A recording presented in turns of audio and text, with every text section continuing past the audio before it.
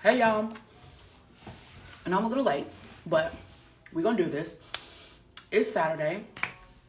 I decided to do this live series on pre-sales training, and during the week, I come on at 8 a.m. It's 8:09, but during the week I come on at 8 a.m. and everybody's on, and I think it's because a combination between people going to work, or that may be your wake up time, like because I'm in Eastern Standard Time. So if you're behind me, it's either 7, 6, or 5 a.m. And so I think that's why there's so many people on. So I was debating, like, do I keep the 8 a.m. time for the weekend? Because I don't know if people are awake, but it's totally cool. The replay will be up. And side note, I've been addicted to these little baby applesauces. I don't know if it's because my daughter eats them or if they're like super convenient and all that kind of stuff, but yeah. So this video is 5 sales tips for introverts. So you guys know I am talking all about pre-sales training, and I am running a sales training the first week of May. If you want to get on that, you can DM me the word sales and I'll send you the information and the pricing, etc. But I know that sometimes we allow certain things about ourselves to stop us from developing our sales skills. And sales is a skill set that you have to develop. It is, as my mom would say, it's a muscle. You got to work it out. And so it's not something that, a lot of us think like, oh, it comes naturally. She's so good at selling, or she's so great at, I don't even want to use the word convincing, because it's not, I don't compare selling to convincing. You shouldn't really be convincing someone to buy. I compare selling to nurturing. And so it's you attracting people who are ideal for the transformation that you provide, people that are, they have the means to invest, but they need a little bit of work on the mindset end before they're able to fully take advantage of your programs, of your coaching, etc. And so that is, for me, is nurturing. And so that's what I compare sales to. So as an introvert, it seems as though all of these things are, outside of your realm, or that these things are not of access to you because you use your energy in a different way, right? Difference between an introvert and an extrovert is extroverts, they are super outgoing. They never meet a stranger. They'll introduce you to people. They introduce themselves to people. They are super energetic. They're the life of the party. That's how they expend their energy. Introverts, the complete opposite. They have the energy, right? But they only have the energy for people that they know. Because I say that you may meet somebody and say they say they're an introvert, and you're like, you're not an introvert. I'm like, it's because I know you, right? Like, I'm an introvert. I have a certain amount of energy to give out for human contact with other people. But if I know you, of course, you're going to get more of my liveliness, more of my comedic side, more of my goofy side. You're going to get more of that if I know you. And so as an introvert in the online world, it can be a little bit awkward because you end up talking to a lot of people that you don't personally know. So these sales tips are for you if you're an introvert and you fit into that category. So tip number 1, and I got my notes on my computer because I originally typed them in the notes in my phone. But tip number 1 is rely on your website versus your social media content. So your social media content, if you're an introvert, it's like 10 times more important that you post social media content and website content, because you're less likely to go live. You're less likely to do video. And so if that is the case, like if you are working towards being more comfortable with doing video and being on live, then it's super important that you post more content than the typical person, quality content, because that is a better form of expression for you. So it doesn't excuse you, like being an introvert does not excuse you from posting content. It just means you need to post a different type of content, a different form of content.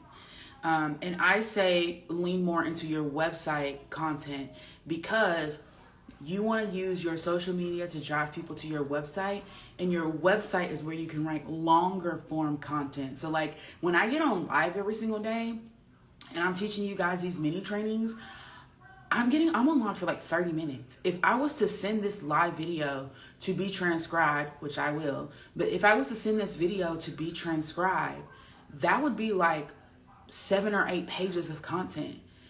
This is what I do to nurture. This is what I do to teach. This is what I do to prepare you guys for what I'm coming out with. This is pre-sales training in preparation for the sales training that's coming the first week of May. And so this is in preparation of, this is what I'm doing to nurture. And if you're going to do that same thing, but you're not comfortable with going live, you're going to need to write blog posts, because the form of content that you need to nurture someone is longer than what social media can provide.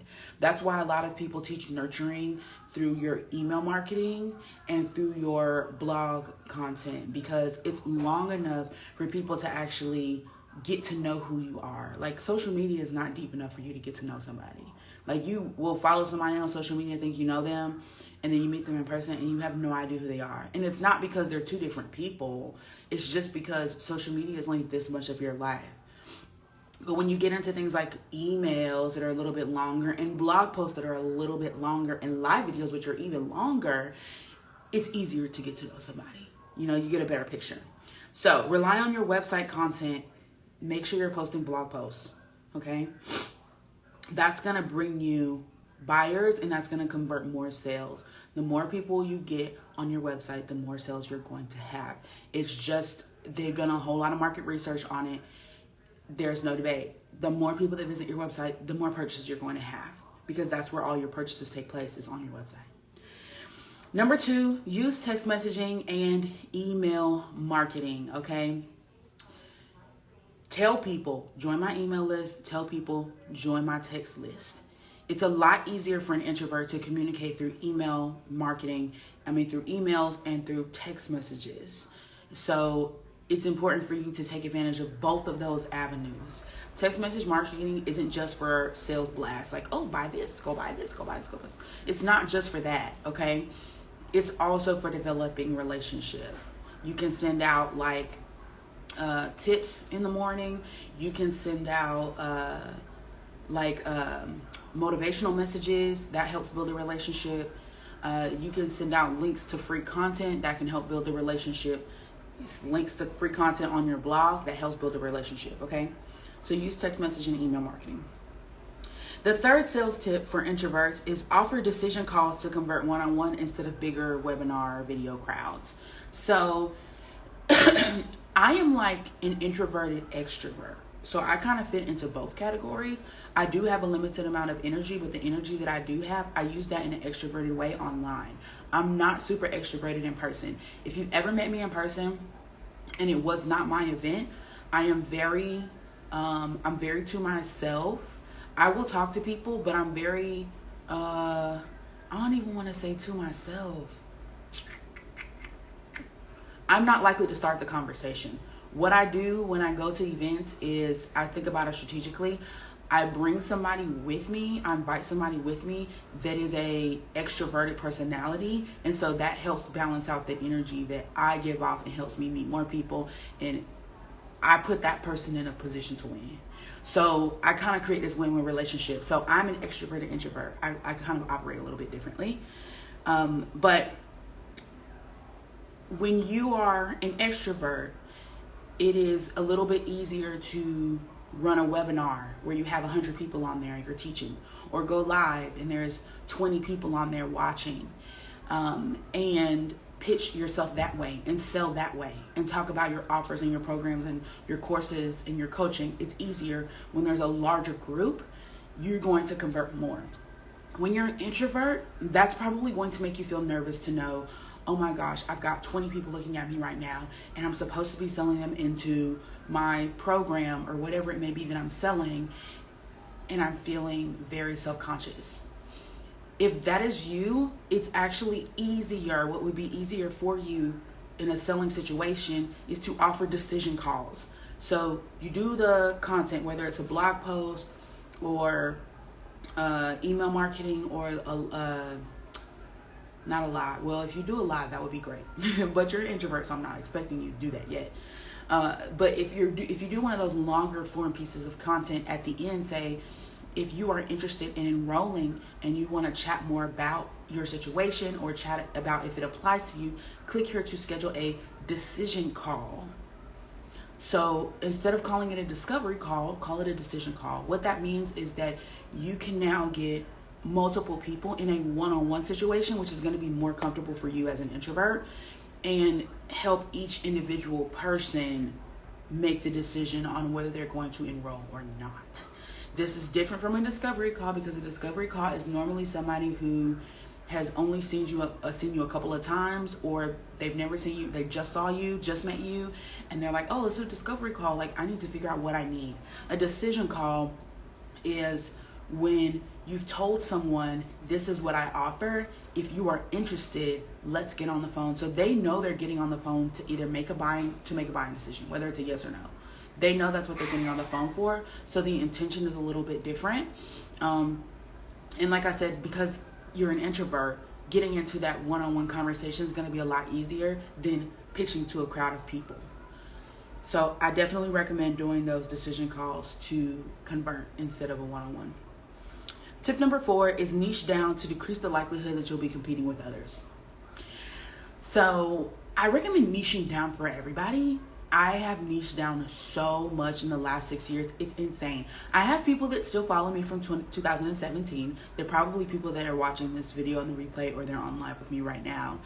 But I have niched down so much. I used to do like everything: website design, graphics, social media content, copywriting, like all kinds of stuff. And then I niched down and I started coaching, and then I separated my coaching and my done for you services.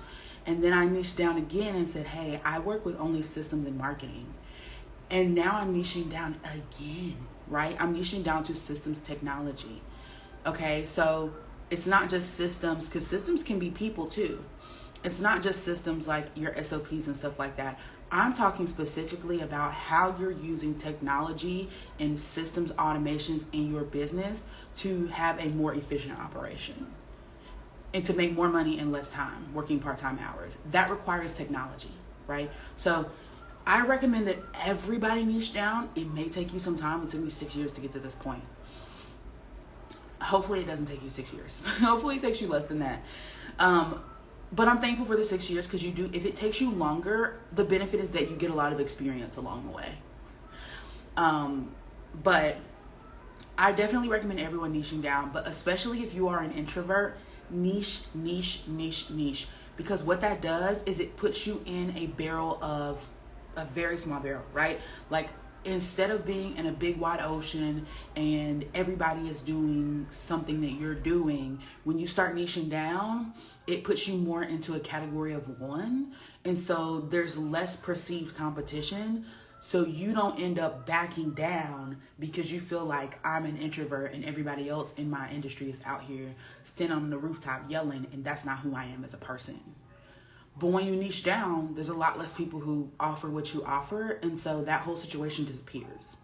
So I think it helps you psychologically, and it helps your mindset to know I'm offering something that is so niche that I don't have to over obsess about what other people are doing. There's still a lot of other mindset work that comes along with that helps you combat that imposter syndrome, that helps you combat that analysis paralysis and comparing yourself to other people. But niching down actually helps alleviate a lot of that. Okay, so that's number 4. My number 5 sales tip for introverts is to keep an open mind when it comes to learning about sales. So you can sell as an introvert. You can definitely sell as an introvert, but you have to keep an open mind about selling and learning selling techniques.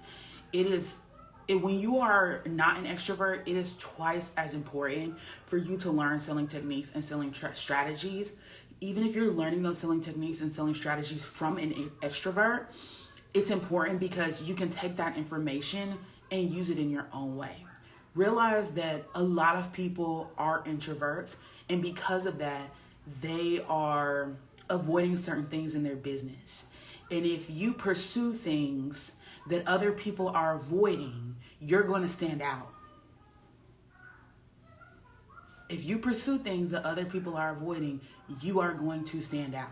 So realize that if you are saying, well, I'm just going to ignore the fact that I don't know how to sell and let that be that, or I'm going to ignore the fact that I am uncomfortable selling at a 4-figure price investment, then everybody else is also considering themselves an introvert is saying the same thing, and nobody's making any money, or you're making this much money, right? But just keep an open mind, because you may think that, I think when you're an introvert, sometimes you make things that are a molehill into a mountain, you know? So it's super, super important that you keep an open mind and you do read books on sales. Like half the books on my bookshelf back here are on sales. And I use it all for myself. I use it all for myself. Sometimes in some of my courses I teach it, but I've never actually specifically said, hey, I'm teaching sales this week. But I decided, you know what, I'm teaching sales. Because I've had people come through VIP. I've had people buy custom built quizzes. I've had people buying sales funnels from me. And do they need the system? Yeah, but what else do they need? Sales training. Actual sales training. This is how you sell in 2022. This is what it looks like to pitch your product at the end of a live. This is what it looks like to offer your services. So the sales training is super important. All right. So those are my 5 sales tips for introverts. If you have not already, if you know you want to work on your sales skills and you know you need help in the selling area, or you plan on raising your prices anytime this year, you definitely need to go and get some paid sales training. I'm doing one the first week of May. It's from May 2nd to May 7th. It is a small group, so I'm only allowing 10 people inside of this group. 3 of those spots are already taken, so there's only 7 spots left. The investment is $297. If you send me a direct message with the word sales, I will respond to you with a list of the things that I'm specifically teaching and details, but I'll be going live every day for those 7 days. Only for those 10 people. We'll be in a private group, and I'll be going live for a group coaching session every day at 12 p.m. Eastern Standard Time, teaching sales. And then we'll have a private group chat so that you guys can ask questions in between those sessions. You also get access to the replays, and I am creating a workbook that goes along with the sales training. So send me a direct message with the word sales if you're interested in enrolling.